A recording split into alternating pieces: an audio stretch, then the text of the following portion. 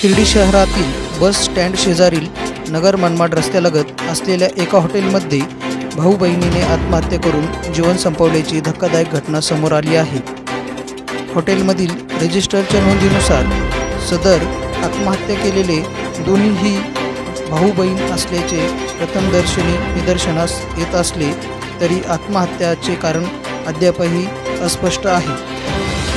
Shirdi police घटनास्थळी दाखल होत त्यांनी मृतदेहास शवविच्छेदनासाठी ग्रामीण रुग्णालयात रवाना केले असून शिर्डी पोलीस ठाण्याचे सहाय्यक पोलीस निरीक्षक सागर काळे यांच्या पथकाकडून सदर घटनेची नोंद घेण्याचे काम सुरू आहे।